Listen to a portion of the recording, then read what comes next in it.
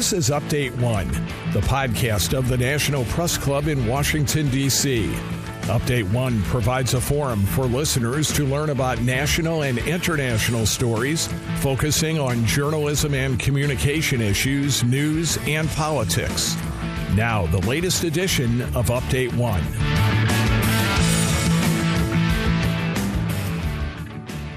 I'm Adam Cano, and joining me today are fellow National Press Club members Alan Kotok, Aretha Williams, and Ben Serrao. Ben joins us from Mesa, Arizona, while Alan and Aretha are here in Washington, D.C. All are involved in the club's 22nd annual member photo exhibit entitled Picture This, which is on display at the club and online. And thank you all for joining me today. Alan, before we get to this year's unique aspects, please remind our listeners about the NPC's photography team as well as the history of this annual photo exhibit. The photography team has been going for 23, 24 years.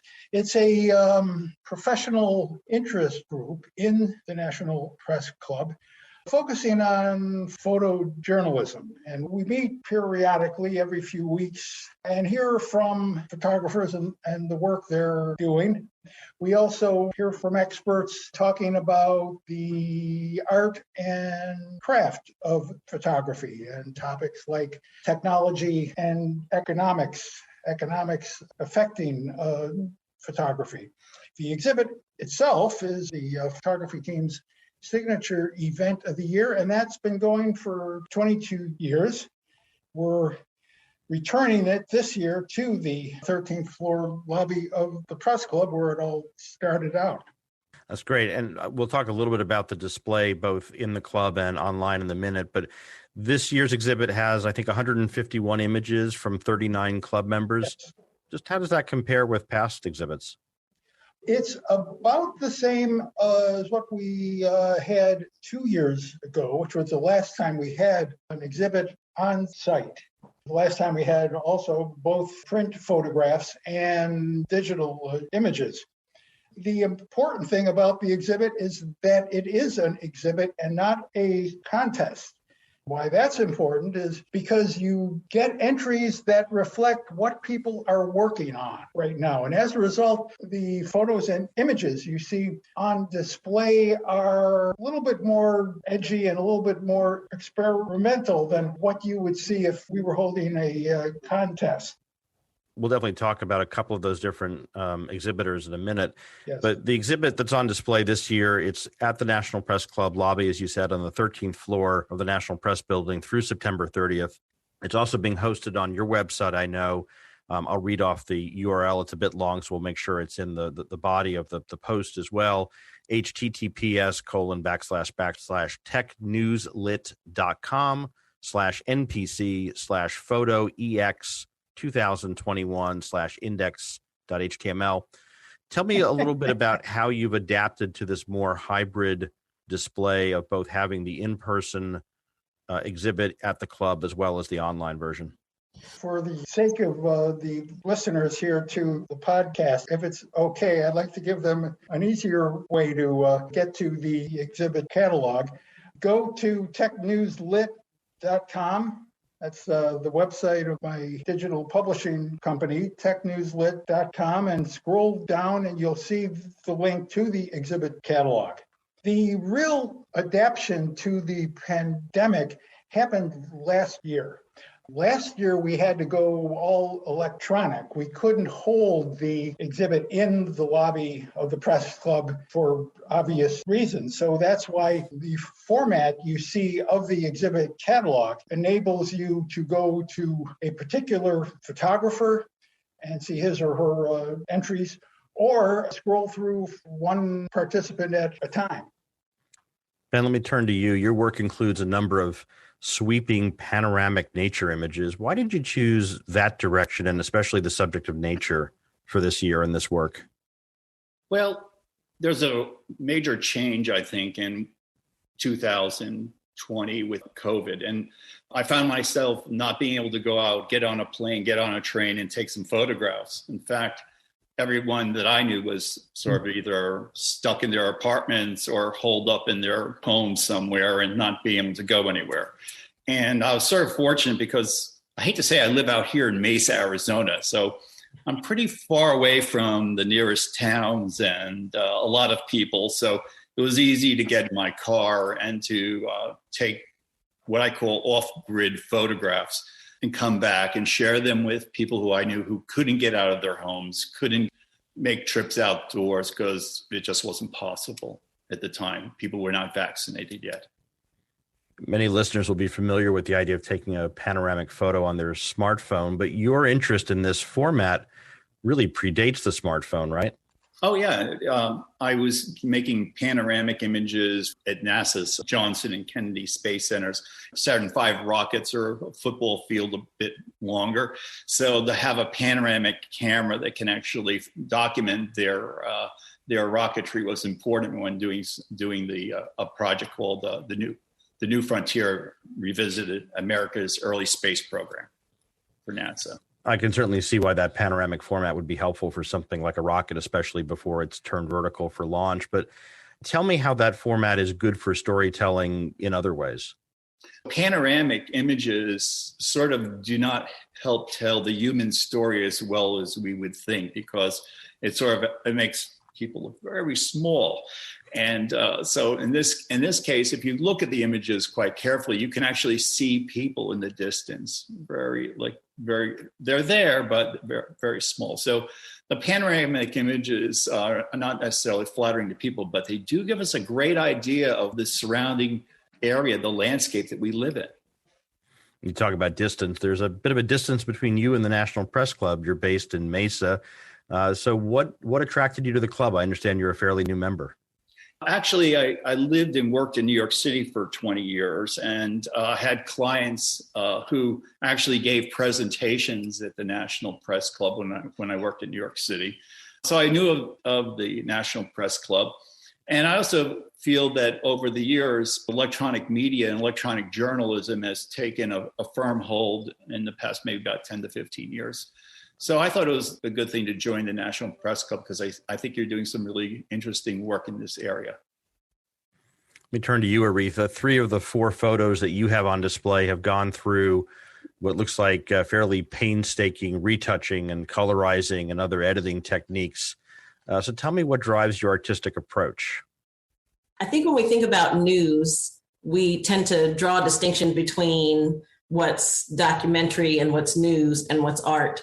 And I would like to open a conversation about that and actually blending those barriers, because in effect, all news and certainly all photography is editorial in the sense that if a picture can tell 1,000 words, right, that story is being told by whomever is holding the camera and what they choose to focus on and what the composition of the shot is and what they're excluding and et cetera, et cetera. So I think for me, I follow my intuition, and my intuition is informed by the fact that I am a woman of color, emphasis on the color, right? And on the fact that what it means to be human and what it means to be an artist and what it means to tell stories at this time that are marginalized and have not been traditionally told is a really powerful opportunity, because as Chief Arvil Looking Horse, 19th generation of the Sacred White Buffalo Calf Bundle, keeper of the bundle, tells us, we're at a crossroads, right? We're at a crossroads environmentally. We're at a crossroads in terms of human relations. We're at a crossroads in terms of white supremacy, in terms of misogyny. We're at a crossroads that maybe we've never been as a people before.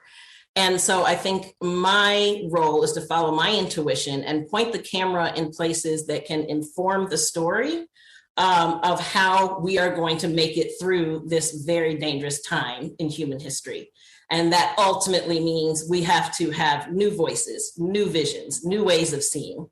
And specifically with color, I find that color has the ability to widen the perspective of who is viewing and to speak not just to the head of someone who is, looking at the photograph, but also to the heart and to the spirit, which is where we need to be at this time, and specifically focusing the lens, again, on those stories that are just simply not told and oppressed and marginalized.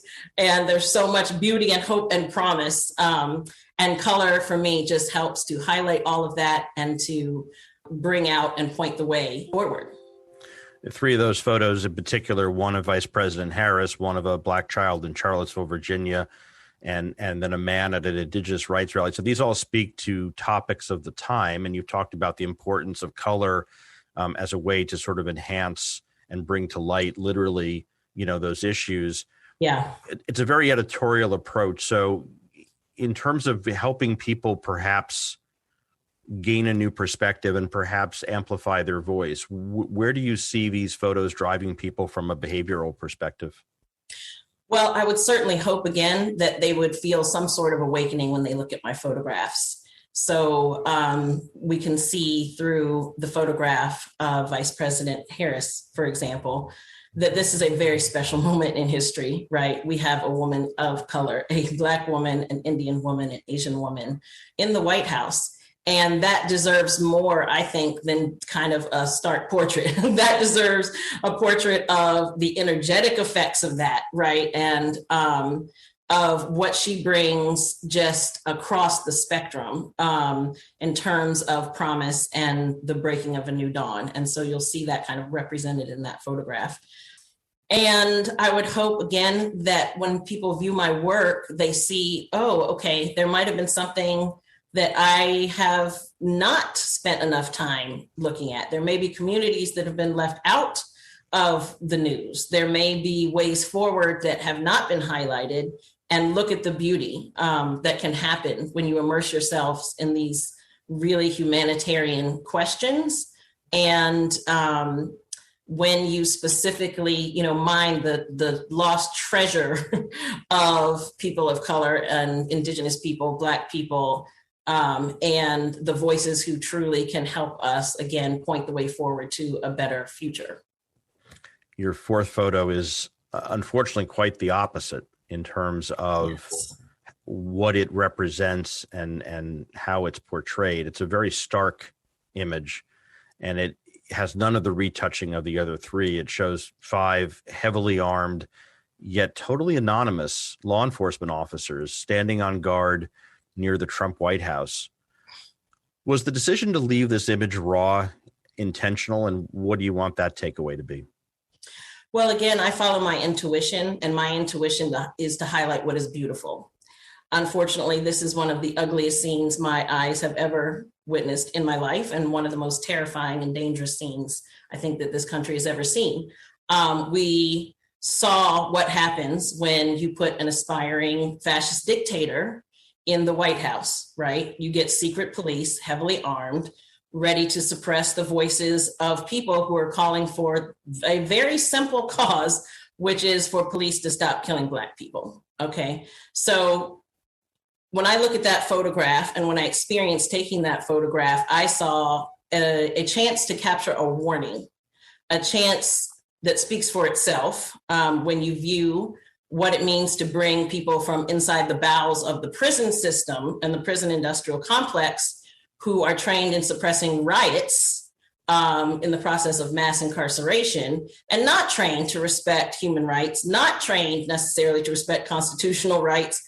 And they are put on the streets of our capital with no way to identify who they are, with a mishmash of seemingly military and, different agencies just pulled randomly together. I want people to look at this photo and be scared that if we don't put some barriers in place, we could very well see this scene repeated all around the country. The man who was in the White House at the time, it has amassed a war chest of $100 million at this point. He is telegraphing that he intends to run again. We have many of the same problems, including a lack of willingness on the press to focus on his white supremacy and his misogyny and his danger to democracy. We have a lot of conditions that might put us right back into this situation writ large. So I wanted to bring this photograph forward just as a moment of reflection to say, if you want fascism, brutality, lack of accountability, I don't even call them police officers, right? Because these are not police officers. This is a hodgepodge that is accountable to whom. So yeah, that's what I hope when people take a look. They do see starkness, they do see danger, and they are inspired to get up and start protecting our constitutional rights, the National Press Club is a beautiful example of what happens when people come together to protect one of the most fundamental rights, freedom of the press. And so I thought it was the perfect photograph for this opportunity. Aretha, you just talked about the National Press Club, and you've been a member for about 15 years. Ben is a new member.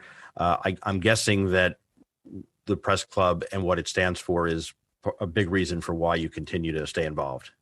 Yes, absolutely. I love the National Press Club. I think that there's no better place to be at this time as we all think about what constitutional rights and freedoms can we personally help to defend and protect.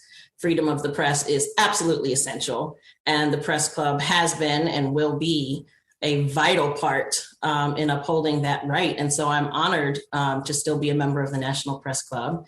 And I'm also very encouraged by a lot of changes that I've seen since I've been a member. I feel like there is greater inclusion happening. I feel like there is greater diversity happening. I want to give a big shout out to our fearless leader, Lisa Matthews, and to the all-female leadership team that we have at this time. This is truly a beautiful development that has happened, and a really good sign that within the club, we are looking towards the future.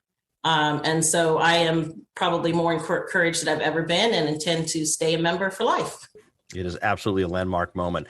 Alan, last question back to you. With unprecedented high-profile events like the January 6th insurrection and the Black Lives Matter protests, was it a challenge trying to achieve balance in this year's exhibit? Well, the core of the exhibit each year, and this year also, is photojournalism. And photography holds up a mirror, very much of a mirror, sometimes literally a mirror to society. So the images that we present this year in the exhibit reflect what's going on. But the concept of balance is interesting. This year we saw, at least in the 5 years now that I've been organizing the exhibit, this is the first time we've seen definitely a tangent off toward the artistic side of photography. I mentioned that photography is an art and a craft. And definitely the art side of photography comes through quite strongly in the collection we have this year, and I think it's great. And the two individuals we just heard from are stellar examples of it. Alan, thank you so much. And thanks again to Aretha Williams and Ben Serrao. To see this year's NPC photo exhibit, go to the NPC lobby by September 30th or visit technewslit.com. For Update-1, I'm Adam Cano.